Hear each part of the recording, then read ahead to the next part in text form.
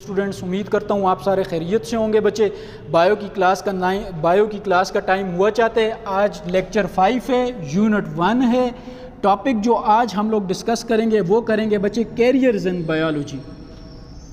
अगर आपको याद हो तो कल लेक्चर के एंड में मैंने कहा था कि बहुत सारे लोग हैं जो समझते हैं कि बायो पढ़ के बंदा सिर्फ डॉक्टर बन सकते हैं। बहुत सारे कैरियर्स ऐसे हैं डॉक्टर बनने के अलावा जिनको बायो पढ़ के हम लोग जिनको अपना सकते हैं, जिनको अपना ज़रिया माश बना सकते हैं।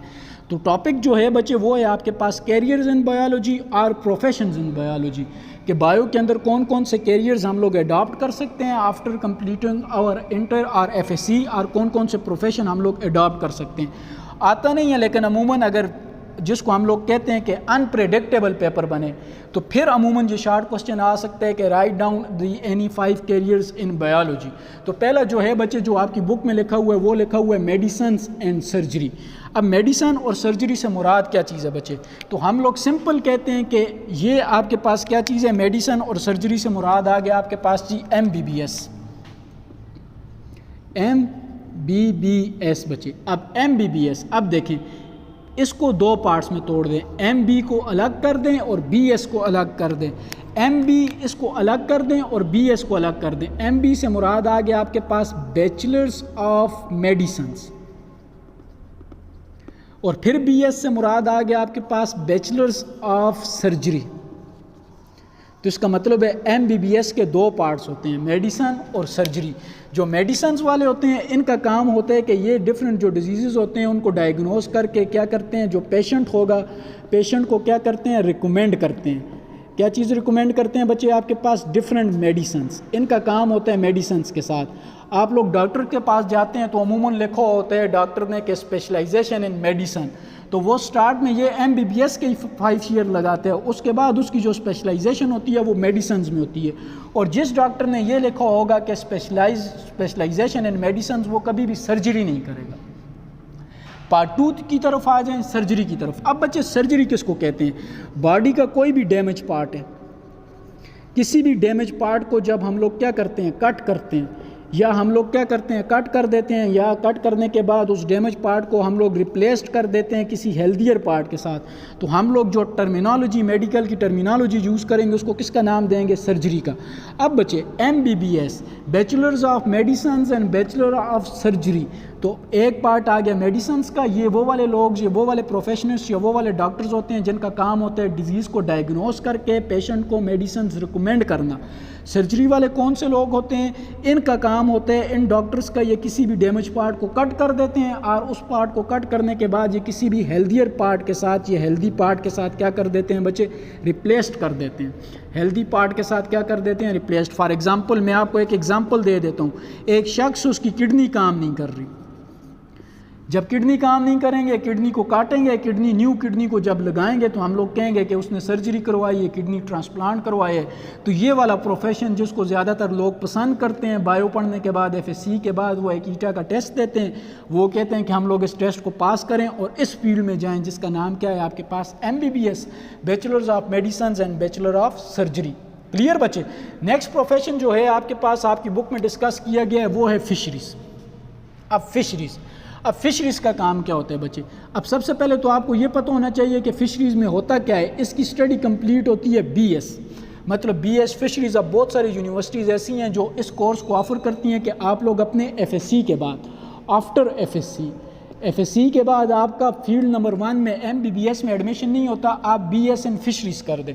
जो शख्स BS इन फिशरीज़ करते हैं उनका काम क्या होता है बच्चे? उनका काम होता है प्रोडक्शन ऑफ फ़िश। मतलब उनका कंसर्न होता है कि वो ऐसी टेक्निक्स के ऊपर, ऐसी लैब्स में काम करते हैं, एक्सपेरिमेंट्स करते हैं फ़िश के ऊपर, ताकि फ़िश की प्रोडक्शन को वो क्या कर सकें, ज़्यादा कर सकें। या ऐसे लोग जो होते हैं वो फ़िश की हैचरीज़ में काम करते हैं। हैचरीज़ किसको कहते हैं? जहाँ पे अंडों से फ़िश निकलती हैं, वो फ़िश की हैबिटेट को स्टडी करते हैं। कैसे हैबिटेट को स्टडी करते हैं बच्चे? अगर मैं आपको सिंपल एग्जांपल दूं तो जो नारान का खान, ये जो हमारा कश्मीर वाला एरिया है, उधर ट्राउट पाई जाती है। ये गर्म इलाके में नहीं प्रेजेंट होगी, ठंडे इलाके में प्रेजेंट होगी। क्यों? हमें कैसे पता चला ट्राउट की ये हैबिटेट है? हमें पता चला जो लोग फिशरीज़ में स्टडी करते हैं, फ़िश हैचरीज़ के अंदर जो फ़िश हैचरीज़ के जो मैनेजर्स होते हैं, जिन्होंने BS इन फिशरीज़ किए होते हैं, वो स्टडी स्टडी करते हैं फ़िश की हैबिटेट को, फ़िश की न्यूट्रिशंस को, कि फ़िश खुराक क्या खाती है, कैसे ये जल्दी अपनी प्रोडक्शन को ज़्यादा कर सकती है, अपनी ब्रीडिंग इसकी ज़्यादा हो सकती है, इसके ऊपर डिजीज़ कम से कम लगती हैं, और वो स्टडी करते हैं इसकी जेनेटिक्स को। तो ये सारे काम कौन से लोग करते हैं? वो वाले लोग करते हैं जो अपना BS कंप्लीट करते हैं फिशरीज़ के अंदर, और आफ्टर FSC अगर उनका एडमिशन MBBS में, DVM में, इसके अलावा BDS में या किसी और अच्छी फील्ड में नहीं होता, तो वो BS फिशरीज़ करके अपने कैरियर बना सकते हैं इस फील्ड में। न्यू फील्ड है बच्चे, नारंग खान की तरफ जाएं, अगर आपको लोकल मानसरा की कम्युनिटी से एग्जांपल दूं तो बहुत सारी जगह पे हमें फ़िश फार्म्स नज़र आते हैं। तो इस फ़िश फार्म्स के अंदर जो लोग काम करते हैं उनकी जो स्पेशलाइजेशन होती है वो किसके अंदर होती है? फिशरीज़ के अंदर। क्लियर हो गया बच्चे? नेक्स्ट जो प्रोफेशन है वो है आपके पास एग्रीकल्चर। अब आप सबको पता है हमारा ज़री मुल्क है, बहुत सारी यूनिवर्सिटीज़ BS एग्रीकल्चर करवाती हैं। इसकी भी स्टडी क्या होती है बच्चे? BS के अलावा MS एग्रीकल्चर भी होता है, लेकिन फिर फील्ड स्पेशलाइज्ड हो जाती हैं। कोई शख्स पोटैटो में MS कर देता है, कोई आपके पास क्रॉप में वीट में कर देता है, कोई मेज़ में कर देता है, लेकिन BS एग्रीकल्चर ही होगा, ये चेंज नहीं होगा। ये भी आपके पास 4 ईयर का कोर्स होता है, 4 साल का कोर्स होता है। बहुत सारी यूनिवर्सिटीज़ करवाती हैं। मानसरा की बात करें तो हज़ारा यूनिवर्सिटी में भी BS एग्रीकल्चर स्टार्ट हो गए। इसके अलावा हरीपुर यूनिवर्सिटी करवाती है, पेशावर यूनिवर्सिटी मशहूर है, डेरा इस्माइल खान की यूनिवर्सिटी मशहूर है, इसके अलावा फैसलाबाद की एग्रीकल्चर यूनिवर्सिटीज़ मशहूर हैं। तो ये वो वाली यूनिवर्सिटीज़ हैं जिनका मैंने आपको नाम बता दिया। BS करवाते हैं, 4 साल का कोर्स होता है। इसमें क्या करते हैं? जो शख्स एग्रीकल्चर पढ़ते हैं उसको एग्रीकल्चरिस्ट कहते हैं। Agriculturist, a person who study agriculture is known as agriculturist. और आप लोग BS एग्रीकल्चर करने के बाद आप लोगों का जो प्रोफेशन होगा वो होगा एग्रीकल्चरिस्ट। अब बच्चे आपका कंसर्न किसके साथ होगा? क्रॉप्स के साथ और लाइफ स्टॉक के साथ। आप 2 चीज़ों के ऊपर काम करोगे, आपकी मर्ज़ी। आप लोग रिसर्च क्रॉप्स के ऊपर करोगे तो आपकी जो फील्ड होगी या जो कैरियर होगा वो सारे का सारा क्रॉप्स के साथ होगा। आप क्रॉप्स में रिसर्च नहीं करते, आप लाइफ स्टॉक या एनिमल्स की तरफ आ जाते हो। प्लांट्स में नहीं करते, एनिमल्स की तरफ चले जाते हो। तो फिर आप लोग क्या करोगे बच्चे? एनिमल्स की तरफ आ जाओगे तो आप लोगों का कंसर्न लाइफ स्टॉक के साथ हो जाएगा। आप लोग प्रोफेशन या आपको जॉब्स कहाँ पे मिल सकती हैं? आप लोग एग्रीकल्चर डिपार्टमेंट में काम कर सकते हो। मानसरा के अंदर एग्रीकल्चर डिपार्टमेंट है। अगर वहाँ हम लोग कभी जाएं, उस शख्स से पूछें उसकी तालीम, तो यकीनन उसने BS या MS किस में किया होगा बच्चे? एग्रीकल्चर में किया होगा। वो एग्रीकल्चर डिपार्टमेंट में जॉब कर सकते हैं। इसके अलावा वेटरनरी वही वाली बात आ गई। अगर आप लाइफ स्टॉक की तरफ जाओगे तो फिर एग्रीकल्चर डिपार्टमेंट का जो पार्ट 2 होता है, ये जो सब फेज़ होती है जिसको हम लोग कहते हैं वेटनरी, आप उस फील्ड में चले जाओगे। इसके अलावा आप लोग जॉब्स कर सकते हो फार्मास्यूटिकल कंपनीज़ में। इसके अलावा जो ज़री बैंक होते हैं, एग्रीकल्चरल बैंक, आप उनमें जॉब कर सकते हो। लेकिन आपके लिए शर्त क्या होनी चाहिए? आपके पास डिग्री कौन सी होनी चाहिए? BS in agriculture. ये वाला प्रोफेशन भी हो गया बच्चे। प्रोफेशन नंबर 4 की तरफ आ जाएं, animal sciences, pure animal sciences बच्चे। एनिमल साइंसेस का दूसरा नाम होता है एनिमल हस्बेंड्री। और बच्चे ये जो हस्बेंड्री है ये आपके पास ग्रीक वर्ड है जो किससे निकले? हस्बैंड से निकले। इसका मतलब होता है केयरिंग एंड ब्रीडिंग। तो एनिमल हस्बेंड्री में आप लोग क्या चीज़ पढ़ते हो बच्चे? एनिमल हस्बेंड्री में आपका टोटल कंसर्न होता है caring and breeding of domestic animals. Domestic animals कौन से एनिमल्स होते हैं? वो वाले एनिमल जिनको आप लोग जिनकी केयरिंग कर सको। कहाँ पे कर सको बच्चे? हाउसेज में, जिनको आप लोग अपने घर में पाल सको। तो ऐसे एनिमल्स की केयरिंग और ब्रीडिंग के लिए भी आप लोग जिस चीज़ को पढ़ते हो वो कौन सी होता है? प्रोफेशन इन बायोलॉजी होते हैं, जिसका नाम क्या है बच्चे? Animal science. यहाँ इधर तो इतना कंसेप्ट नहीं है। पंजाब में जाएं तो एनिमल साइंसेस के ऊपर 4 साल का कोर्स करवाते हैं। अगर कोई कोर्स नहीं कर सकता तो डिप्लोमे होते हैं जिनमें उनको सिखाया जाता है कि आप घरों के अंदर जानवरों को पाल के कैसे अपने ज़रिए माश बना सकते हैं। तो एनिमल साइंसेज और एनिमल हस्बेंड्री ये वो वाला प्रोफेशन है जिसका सारे का सारा कंसर्न होता है caring plus breeding of domesticated animals. उन एनिमल्स की केयरिंग और ब्रीडिंग करवाना। ब्रीडिंग उनकी नस्ल को ज़्यादा करवाना, केयरिंग उनको बीमारियों से बचाना, ताकि ऐसे लोग, वो वाले लोग जो घरों में जानवर पालते हैं, उनको पालने के बाद उनके पास इकोनॉमी ज़्यादा हो सके। तो इसका कंसर्न किसके साथ होता है बच्चे? एनिमल साइंसेस के साथ। जो प्रोफेशन नंबर 5 है बच्चे वो है आपके पास हॉर्टिकल्चर्स। अब हॉर्टिकल्चर्स की डेफिनेशन बुक में नहीं लिखी हुई। आप हॉर्टिकल्चर्स किसको कहते हैं? सिंपलेस्ट डेफिनेशन जो हॉर्टिकल्चर्स की होती है वो बच्चे the profession that deals with the art of gardening. तो हॉर्टिकल्चरिस्ट हार्टिकल्चरिस्ट वो वाले लोग होते हैं जो हॉर्टिकल्चर पढ़ते हैं। हॉर्टिकल्चर क्या होता है आपके पास? The art of gardening. आप कैसे करेंगे? सबसे पहले तो आप इसकी डेफिनेशन लिखेंगे, the professions that deal with the art of gardening. ये वो वाला प्रोफेशन होता है जिसका कंसर्न होता है आर्ट ऑफ गार्डनिंग के साथ। अब क्वेश्चन ये राइज होता है कि हॉर्टिकल्चर पढ़ने के बाद बंदे को जॉब कहाँ पे मिलती है बच्चे? तो ऐसा शख्स नौकरी तलाश कर सकते हैं फूड एंड वेजिटेबल प्रोडक्शन में। कैसे? आपका आम का बाग है, जब आम का बाग है तो आर्ट ऑफ गार्डनिंग, आपको गार्डनिंग की आर्ट आएगी तो आप लोग आम का बाग स्टेबल कर सकेंगे। या आप किसी सब्ज़ी का बाग जब लगाते हैं तो आपको गार्डनिंग का असूल पता होगा। लेट्स सपोज आपके पास ये 2 दरख्त हैं, आपको गार्डनिंग का असूल या आपको हॉर्टिकल्चर से वाकिफ़ ही नहीं है, आप इन दोनों को इकट्ठा लगा देते हैं तो इसकी सारी न्यूट्रिशन ये, इसकी न्यूट्रिशन ये ले लेगा, प्रोडक्शन आपके पास ज़ीरो हो जाएगी। तो आपको कोई भी, चाहे फूड फार्म हो, चाहे आपके पास फ्रूट का गार्डन हो, चाहे आपके पास वेजिटेबल का गार्डन हो, आप क्या कर देंगे बच्चे? उस गार्डन को स्टेबल करने के लिए आपको एटलीस्ट हॉर्टिकल्चर का थोड़ा बहुत नॉलेज होना चाहिए। इसके अलावा हॉर्टिकल्चर्स क्या करते हैं बच्चे? नर्सरी स्टेबल कर देते हैं, अपनी नर्सरीज बना देते हैं। जिस तरह यहाँ से ऊपर जाएँ तो टाउनशिप के पास नर्सरी है, उस नर्सरी के अंदर जो फूल मिलते हैं हमें बाहर के मौसम में, उन सब को अगर देखा जाए तो वो किसी न किसी गार्डन से आते हैं। और गार्डन को स्टेबल कौन करते हैं? हॉर्टिकल्चरिस्ट। क्लियर हो गया बच्चे? नेक्स्ट जो प्रोफेशन है वो है आपके पास फॉरेस्ट्री। अब फॉरेस्ट्री के अंदर भी क्या होता है? BS in forestry.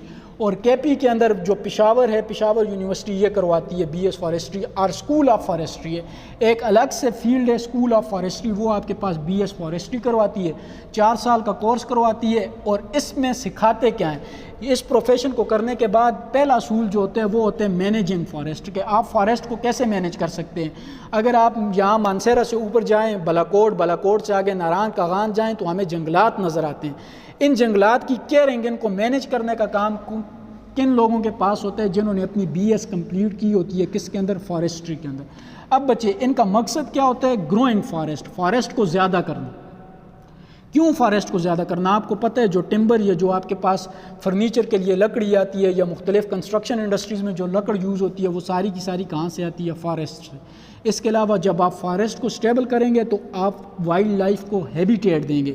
जब आप वाइल्ड लाइफ को हैबिटेट देंगे तो हम लोग सिंपल कहते हैं जो फॉरेस्ट्री होती है ये किसी भी जगह या किसी भी एरिया की जो बायोडाइवर्सिटी, लाइफ की डिफरेंट वेराइटीज़ होती हैं उनको क्या करती है बच्चे? इंक्रीज करती है। तो फॉरेस्ट्री का कंसर्न किसके साथ होता है? Managing forest. और ये फॉरेस्ट को ग्रोइंग फॉरेस्ट करते हैं किसके लिए? टिम्बर के लिए। लेट्स सपोज इधर मैं एक इंडस्ट्री लगा देता हूँ, इंडस्ट्री में लगाता हूँ कि मैं स्पोर्ट्स का सामान बनाऊँगा, तो स्पोर्ट्स के सामान बनाने के लिए मुझे क्या चीज़ चाहिए होगी? वुड। तो इस जगह जो लोग जिन्होंने बीएस फॉरेस्ट्री की होगी वो एक स्पेसिफाई एरिया में वो जो सफ़ेदा होता है उसका जंगल लगा देंगे, वो जल्दी ग्रो भी करते और उसकी जो वुड होती है वो मजबूत होती है ये वाली चीज़ बनाने के लिए। तो मुझे तो नहीं पता होगा, मैं तो इंडस्ट्रियलिस्ट हूँ, मेरी हेल्प कौन करेगा? जिसने बीएस किस में की होगी? फॉरेस्ट्री में की होगी। क्लियर बच्चे? लास्ट जो प्रोफेशन है वो है फार्मिंग बच्चे। अब फार्मिंग के अंदर आपको प्योर सिखाया जाता है कि आप लोगों ने एनिमल फार्म्स, जिस तरह जिसको हम लोग बाड़े कहते हैं, भैंसों का बाड़ा हो गया, बकरियों का गोट फार्म हो गया आपके पास, इस तरह शीप हो गया, काउ फार्म्स हो गया, और आप लोग पोल्ट्री फार्म्स को कैसे स्टेबल करते हैं। तो ये भी आपके पास 4 साल का कोर्स होता है बीएस फार्मिंग। फिर मैं आपको बताऊंगा बीएस फार्मिंग आके अलग हो जाते हैं 2 फील्ड्स, एक आते हैं आपके पास मिल्क वाली साइड और एक आते हैं आपके पास मीट वाली साइड। अगर आपने दूध का डालने तो दूध का फार्म डालने, आपने गोश्त का फार्म डालने, तो आप लोग फिर जो एनिमल सेलेक्ट करोगे वो according to your farm select करोगे बच्चे। तो ये भी आपके पास बायो के अंदर एक प्रोफेशन है बीएस फार्मिंग। ये भी बहुत सारी यूनिवर्सिटीज़ करवाती हैं, इधर इतना कंसेप्ट नहीं है केपी के अंदर। पंजाब की अगर हम लोग बात करें तो पंजाब की बहुत सारी यूनिवर्सिटीज़ हैं, जिस तरह एग्रीकल्चर यूनिवर्सिटी ऑफ फैसलाबाद है या एरड यूनिवर्सिटी रावलपिंडी के अंदर है, वो बीएस क्या करवाती है आपके पास? फार्मिंग। ये भी 4 साल का आपके पास क्या होता है बच्चे? कोर्स होता है। ये तो 7 प्रोफेशंस थे जो आपकी बुक में डिस्कस किए हुए थे। एक नज़र देख लें बच्चे। पहला प्रोफेशन है मेडिसन एंड सर्जरी, या जिसको हम लोग MBBS कहते हैं। इसमें हमारा कंसर्न होता है पेशेंट्स को हेल्प करना मेडिसिन्स की मदद से और पेशेंट के डैमेज पार्ट को रिप्लेस करना हेल्दियर पार्ट के साथ। नेक्स्ट जो है बच्चे वो है हमारे पास फिशरीज़ का मैंने आपको बताया कि फ़िश फार्म को स्टेबल करना, फ़िश की हैबिटेट की स्टडी करना, न्यूट्रिशन की स्टडी करना और जेनेटिक्स की स्टडी करना, फिशेस की जेनेटिक्स की स्टडी करना। ये सारा काम किसको होते हैं? उस शख्स को होते हैं जो BS फिशरीज़ करते हैं। फिर बताया बच्चे आपको एग्रीकल्चर इम्पॉर्टेंट फील्ड है, इसको हम लोगों को नेगलेक्ट नहीं करना चाहिए। अमूमन मैं सेकंड ईयर की क्लास में जब लेक्चर देता हूँ तो अपने स्टूडेंट्स को इसके ऊपर फोकस लाजमी करवाता हूँ कि BS एग्रीकल्चर कर लें बच्चे, इसके अंदर बहुत स्कोप है। अब अगर आप देखें तो अब पॉपुलेशन ज़्यादा हो रही है, जब पॉपुलेशन ज़्यादा होगी तो फूड डिमांड ज़्यादा होगी, और फूड का कंसर्न किसके साथ है बच्चे, यहाँ पे आप देख सकते हैं एग्रीकल्चर के साथ। एनिमल साइंसेस, इसका भी वाकई आपके पास आप क्रॉप्स की मदद से खुराक देंगे या तो किसकी मदद से देंगे, एनिमल्स की मदद से, तो आप इसके अंदर भी आपके पास स्कोप है। Horticulture, the art of gardening, forestry, forest को मैनेज करना, और फार्मिंग क्या है आपके पास बच्चे, एनिमल फार्म्स को कैसे स्टेबल किया जाता है, पोल्ट्री फार्म्स को कैसे स्टेबल किया जाता है। तो ये था आज का लेक्चर। नेक्स्ट लेक्चर में जब हम लोग आएंगे तो इंशाल्लाह किंगडम्स पढ़ेंगे कि कौन कौन से साइंटिस्ट ने एनिमल्स या प्लांट्स या ऑर्गेनिजम्स को कैसे क्लासीफाई किए। तब तक अपना ख्याल रखिएगा। अल्लाह हाफ़िज़।